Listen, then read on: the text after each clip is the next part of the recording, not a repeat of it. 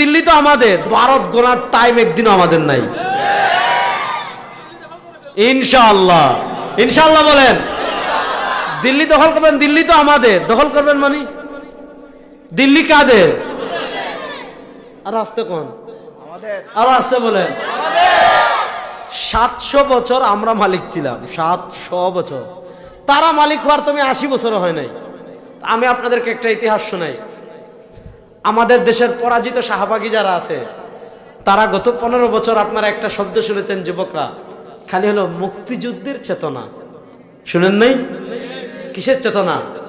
মুক্তিযুদ্ধের চেতনা। শুনেন, মুক্তিযুদ্ধ কিন্তু শুধু 71-এ হয়েছে, ব্যাপারটা এমন না।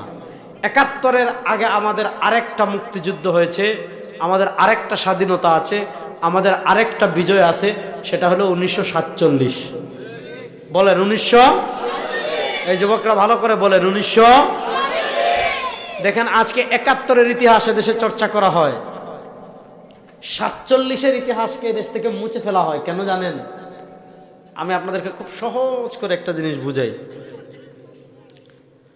1971-এ হলো বাংলাদেশ। খুব মনোযোগ দিয়ে যুবকরা শুনবা। 1971-এ হলো বাংলাদেশ। 1971-এর আগে 1947 সালের 14 আগস্ট হলো ইংরেজি, আর আরবি বার হলো, আরবিতে হলো শবে কদর, রমাদানুল মুবারকের 27 রাত শবে কদর। ওই তত্ত্বটা আমি পেয়েছি হুজুরের দিন শেখুল ইসলাম তাকি উসমানী হাফিজাহুল্লাহর আত্মজীবনী ইয়াদে পড়ছিলাম।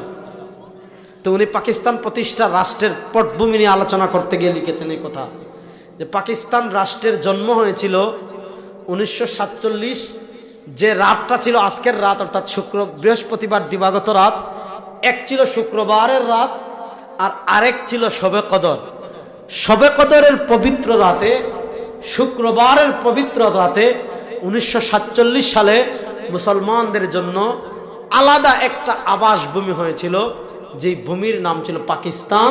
যে পাকিস্তানের দুইটা অংশ ছিল, একটা অংশ হলো পূর্ব পাকিস্তান আমরা, আর আরেকটা অংশ ছিল পশ্চিম পাকিস্তান। তাহলে একটা স্বাধীনতা আমরা পেয়েছি 1947 সালে। একটা মানচিত্র পেয়েছিলাম পাকিস্তান। পাক মানে পবিত্র, ইসলাম মানে জায়গা। মুসলমানদের যে ভূমি ছিল এটা ছিল পাকিস্তান, মানে পবিত্র জায়গা। 47-এ দেশ বিভক্ত কেন হলো? কেন মুসলমানদের আলাদা আবাস ভূমি হলো?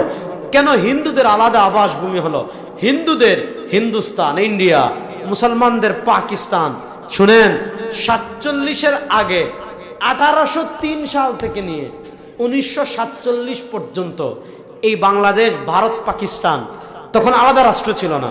1947 সাল থেকে নিয়ে 1803 সাল থেকে নিয়ে 1947 সাল পর্যন্ত বাংলাদেশ, ভারত, পাকিস্তান এক রাষ্ট্র ছিল। এই 150 বছরের কাছাকাছি সময়, 1803 সাল থেকে নিয়ে 47 সাল পর্যন্ত, এই 150 বছরের কাছাকাছি সময় আমাদের এই উপমহাদেশের ক্ষমতায় ছিল ব্রিটিশ। কারা? এরা ডাকাত ছিল, চুর ছিল।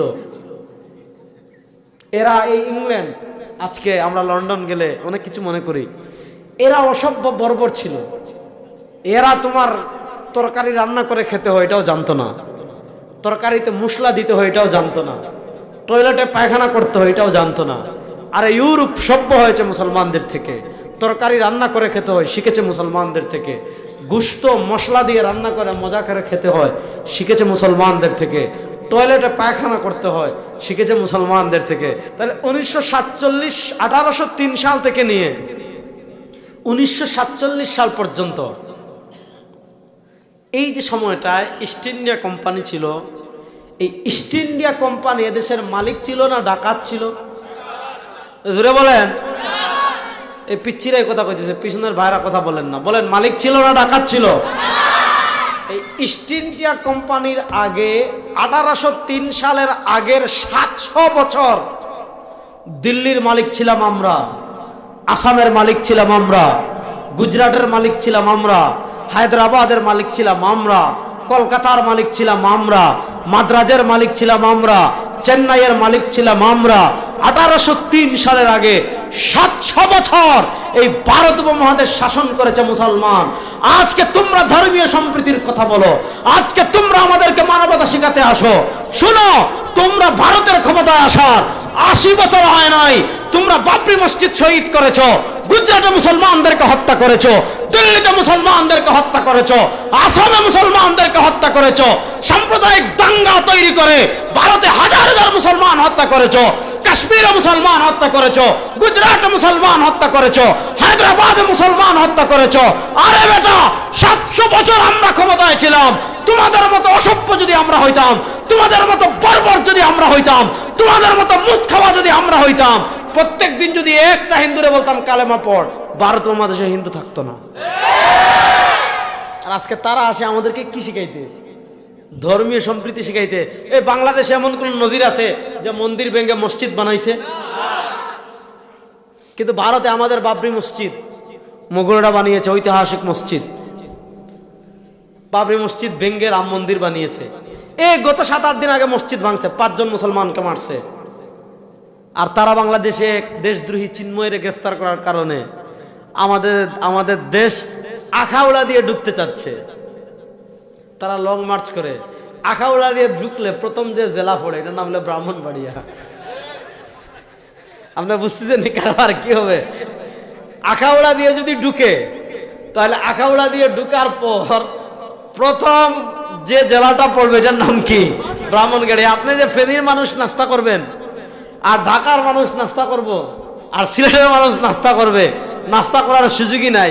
কারণ ব্রাহ্মণবাড়িয়ারা মাশাআল্লাহ এতটা এক্সপার্ট, যদি 1 কোটিও ঢুকে এক ব্রাহ্মণবাড়িয়া খেলা শেষ করে দিবে ইনশাআল্লাহ। আর ফেনীতে থাকলো, কুমিল্লা তো থাকলো, সিলেট তো থাকলো, ঢাকা তো থাকলো। আরে বেটা, আমরা তো সেই জাতি 313 জন 1000-এর বিরুদ্ধে খেলেছি। আমরা তো সেই জাতি 3000-50,000-এর বিরুদ্ধে আমরা মুতায় খেলেছি। আমরা তো সেই জাতি ইয়ার মুখে মাত্র 10,000 1.5 লাখের বিরুদ্ধে খেলেছি। আমরা তো সেই জাতি কাদসিয়ায় 5,000 1.5 লাখের বিরুদ্ধে খেলেছি। আমরা তোমাদের লক্ষ কোটিকে ভয় পাই না। 20 কোটি থেকে 14 কোটি বাংলাদেশি মুসলমান পুরা ভারতের গোমূত্র লড়াই করার জন্য প্রস্তুত ইনশাআল্লাহ।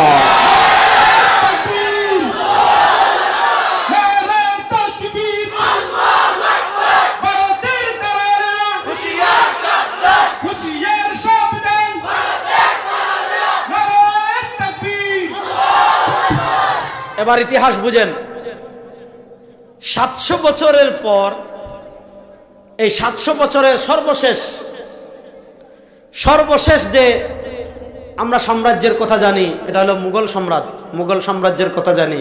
আমরা আওরঙ্গজেবের কথা শুনেছি, শাহজাহানের কথা শুনেছি, আকবরের কথা শুনেছি। তো মুঘল সাম্রাজ্যের পর তাদের থেকে 1803 সালে ইস্ট ইন্ডিয়া কোম্পানি ক্ষমতা নিল।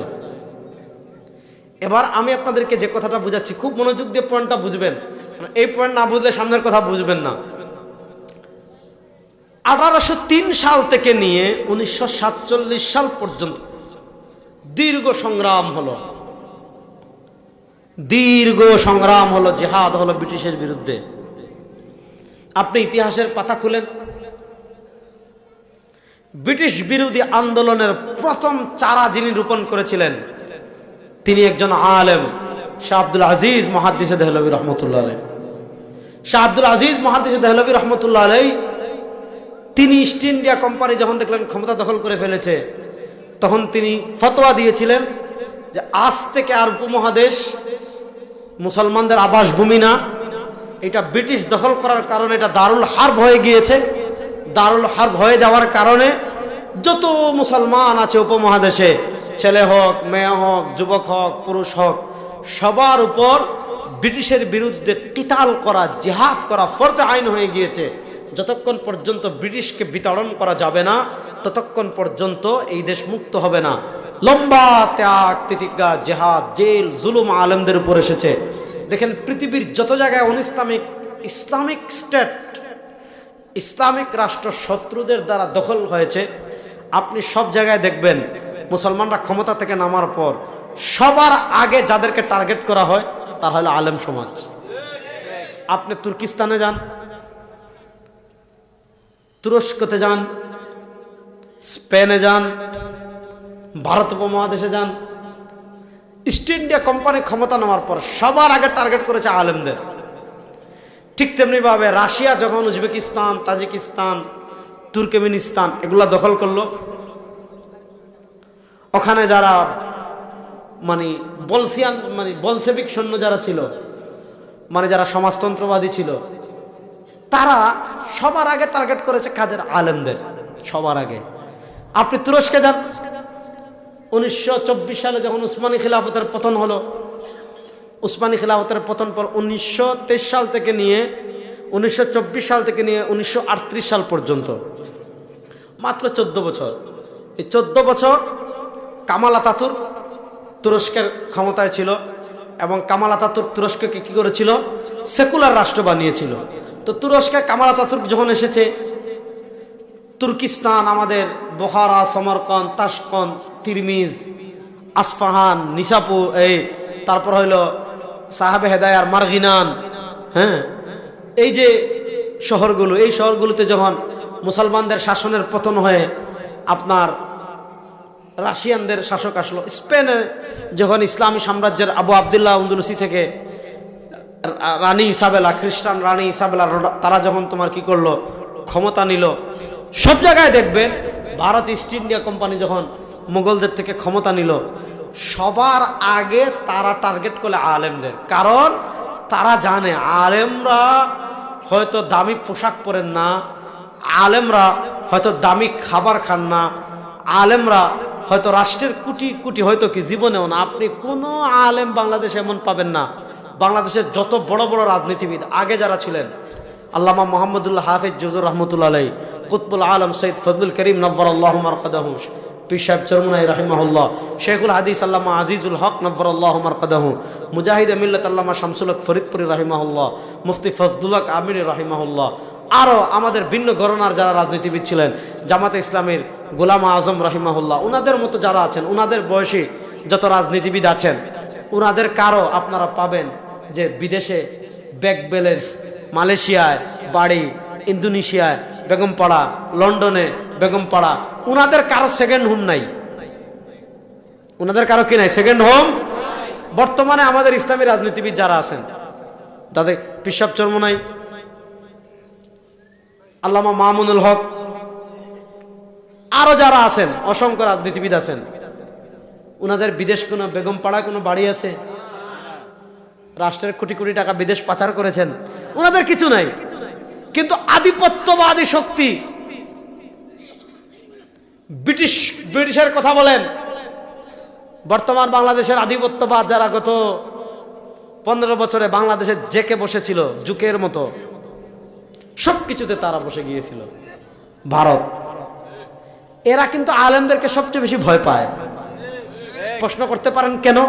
খুব মনোযোগ দিয়ে যুবকরা কথা শোনো, প্রশ্ন করতে পারেন কেন? উনাদের হয়তো টাকা নাই, পয়সা নাই, দাম নাই, বিদেশ সমাজের মানুষ তাদেরকে এত মূল্যায়ন হয়তো করেও না, তাদের বিদেশ বেগমপাড়া নেই, হয়তো দামি মার্সিডিজ গাড়ি নেই, হয়তো ল্যান্ড ক্রুজার নেই, বিএমডাব্লিউ নেই, কিন্তু তাদের ভিতর একটা চেতনা আছে। সেই চেতনার নাম ঈমানী চেতনা। ওই চেতনা কখনো ইসলাম বিরোধী কারোর সাথে আপোষ করে না। এজন্য আমি উজবেকিস্তানে গিয়েছিলাম। এই উজবেকিস্তানের একটা জায়গার নাম আছে খরতং। খরতং হলো সমরকন্দ শহর থেকে 35 বা 40 কিলোমিটার দূরে একটা জায়গা, নিবৃত গ্রাম, যেখানে ঘুমিয়ে আছেন আমিরুল মুমিনিন ফিল হাদিস আবু আব্দুল্লাহ মুহাম্মদ ইবনে ইসমাইল আল বুখারী রাহিমাহুল্লাহ। আপনি জানেন ওখানের ইতিহাস, ভারতের ইতিহাস তো আপনি কম বেশি জানেন, যে আলেমদেরকে দিল্লির গ্র্যান্ড ট্রাঙ্ক রোডে ফাঁসি দিয়ে ঝুলাই রাখছে, লাশ নামাতো না, প্রত্যেক আলেমের লাশ ঝুলাই রাখছো গাছে, 1 দিন 2 দিন 3 দিন 4 দিন 5 দিন, রোদ বৃষ্টি সবকিছুর ভিতর আলেমদের লাশ ঝুলানো কেন থাকতো জানেন? মানুষদেরকে ভয় দেখাইছে, ব্রিটিশের বিরুদ্ধে ফতোয়া দিবা, এই যে পরিণাম। ব্রিটিশের বিরুদ্ধে জিহাদের কথা বলবা, লটকাই রাখবো। ব্রিটিশের বিরুদ্ধে আন্দোলন সংগ্রাম করবা, লটকাই রাখবো। ব্রিটিশের বিরুদ্ধে দেশ স্বাধীন করার কথা বলবা, লাশ লটকাই রাখবো।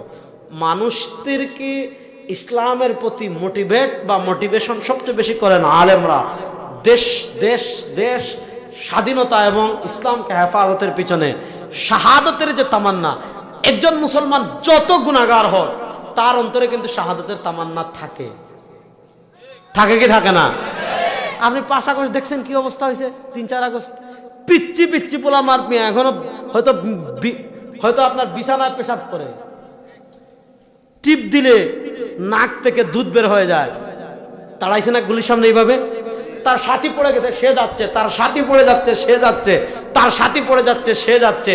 সামান্য ফেসিবাদী হাসিনার মোকাবেলায় যদি এদেশের পিচ্চিরা এইভাবে কোথাবদ্ধ হয়ে যায়, আপনারা কি বুঝেন না? ইন্ডিয়া বসে গরুর মুখ খেয়ে বুঝেন না মিয়া এই দেশের দিকে হাত বাড়াইলে এদেশের মানুষ কি করতে পারে আপনাদের? তো উজবেকিস্তানে বলেন, তুরস্কে বলেন, আপনি মাহমুদ আফেন্দির কথা জানেন, মোহাম্মদ মেন্দারিসের কথা আপনারা জানেন, বাদিউজ্জামান সাঈদ নুরসির কথা আপনারা জানেন। মাহমুদ আফেন্দি রাহিমাহুল্লাহ গত কিছুদিন আগে, 2 বছর আগে ইন্তেকাল করেছেন। বর্তমান পৃথিবীর মুসলমানদের অবিসংবাদিত নেতা, তুরস্কের প্রেসিডেন্ট রজব তাইয়িপ এরদোগানের পীর ছিলেন এবং আমাদের আকাবিরে দেওবন্দকে খুব সম্মান করতেন। বিশেষ করে গত 8 বছর আগে হবে তুরস্কে বর্তমান পৃথিবীর শ্রেষ্ঠ আলেমদের একজন শেখ মোহাম্মদ আওয়ামা শেখুল হিন্দ পদক দিয়েছিলেন। শেখুল হিন্দ পদক ভারত উপমহাদেশের ইসলাম এবং মুসলমানদের হেফাজতের ক্ষেত্রে দারুল দেওবন্দের প্রথম ছাত্র শেখুল হিন্দ মাহমুদ হাসান দেওবন্দি রাহিমাহুল্লাহ, ওই নামে একটা পদক, যেই অনুষ্ঠানে তুরস্কের প্রেসিডেন্ট, আমার যতটুকু মনে পড়ছে, এরদোগান বা তাদের সমপর্যায়ের কারা ছিলেন, ওনারা কি করেছিলেন, ওই এরদোগান ছিলেন, মাহমুদ এফেন্দিকে কি করেছেন, ওই শেখুল হিন্দ পদক দিয়েছিলেন। এরকম আলেমদেরকে তারা সবার আগে টার্গেট করে স্বৈরাচার আধিপত্যবাদীরা। তো ভারত উপমহাদেশে, তুরস্কে, স্পেনে, সব জায়গায় তারা প্রথম টার্গেট করেছে আলেমদেরকে। ইস্ট ইন্ডিয়া কোম্পানি 1803 সাল থেকে নিয়ে 1947 সাল পর্যন্ত দীর্ঘ সময় এত জুলুম করেছে আলেমদের উপর, এত অত্যাচার করেছে। বিশেষ করে সিপাহী বিপ্লবের পরবর্তী সময়টা, 1857 সালে যখন সিপাহী বিপ্লব হলো, সিপাহী বিপ্লব ব্যর্থ হওয়ার পর তাদের জুলুম আরো অনেক বেড়ে গিয়েছিল, তাদের অত্যাচার আরো অনেক বেড়ে গিয়েছিল। যাক, আস্তে আস্তে আস্তে আস্তে আস্তে আস্তে স্বাধীনতার চেতনা, ব্রিটিশ বিরোধী স্বাধীনতার চেতনা, মনোযোগ, ইতিহাস বলছি, ব্রিটিশ বিরোধী স্বাধীনতার চেতনার বীজ বপন করেছে মুসলমান। আবার বলি, ব্রিটিশ বিরোধী স্বাধীনতার চেতনার বীজ বপন করেছে কারা? আর আসতে বলেন, এই যুবকরা জুড়ে বলো, ব্রিটিশ বিরোধী আন্দোলনের বীজ বপন করেছে কারা? মুসলমানরা করেছে। দীর্ঘ ত্যাগ তিতিক্ষার পর এখন দেখা যাচ্ছে বাংলাদেশে যেমন ফ্যাসিস্ট আওয়ামী লীগের আমলে মনে হইতো যে দেশ আমাদের না, দেশ হিন্দুদের। কথা বুঝেন নাই? ব্রিটিশের আমলেও হিন্দুরা এভাবে সুবিধা ভোগী ছিল। এখন দেখা যাচ্ছে হিন্দুরা জমিদার হয়ে, এইটা হয়ে, ওইটা হয়ে, ওইটা হয়ে, ওইটা হয়ে, ওইটা হয়ে, এমন একটা তিক্ত পরিবেশ তৈরি হয়েছে। আর মুসলমানদের উপর তারা এত জুলুম করেছে, করের নামে, ট্যাক্সের নামে এত এত বোঝা চাপিয়ে দিয়েছে। মুসলমানদের ভিতর একটা আগুন দাবানলের মতো উঠেছে যে আর আমরা ব্রিটিশদের সাথেও না, হিন্দুদের সাথেও না। মুসলমানদের আলাদা আবাসভূমি, হিন্দুদের আলাদা আবাসভূমি। মুসলমানদের আলাদা আবাসভূমি কোনটা হবে? মুসলমানদের আলাদা আবাসভূমি হবে পাকিস্তান।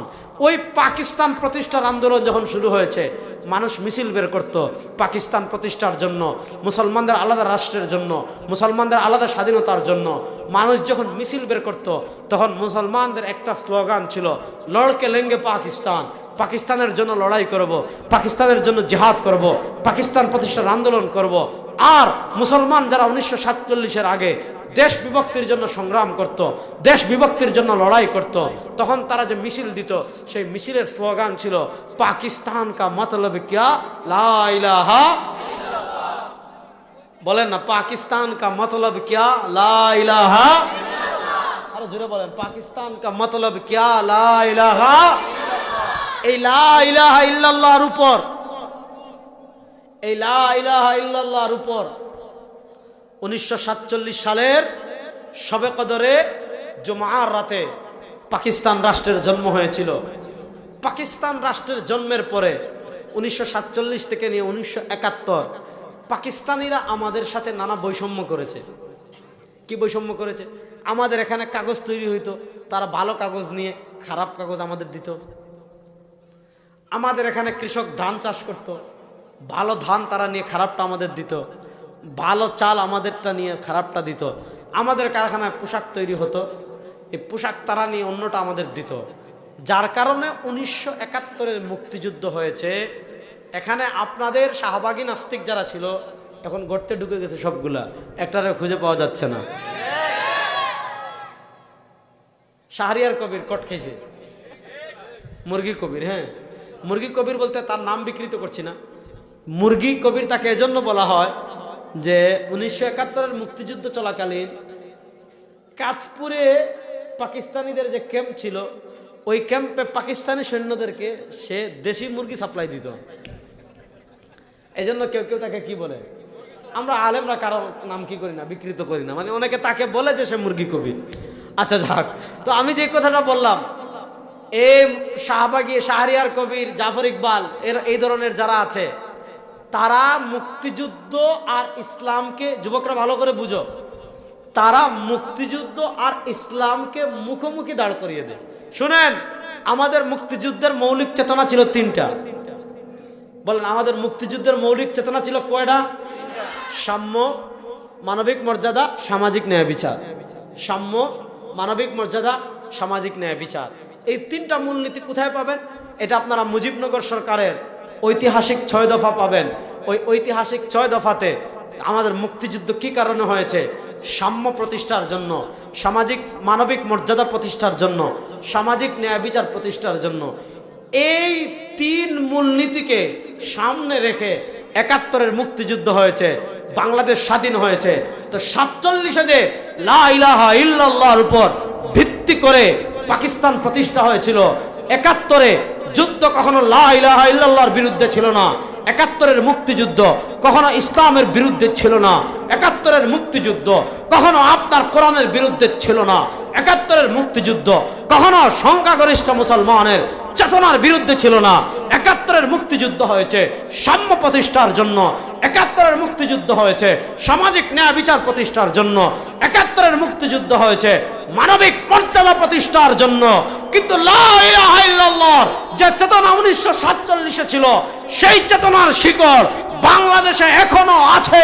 সময় এখন এসেছে, আর সমাজতন্ত্রের চেতনাই বাংলাদেশে প্রতিষ্ঠা হবে না।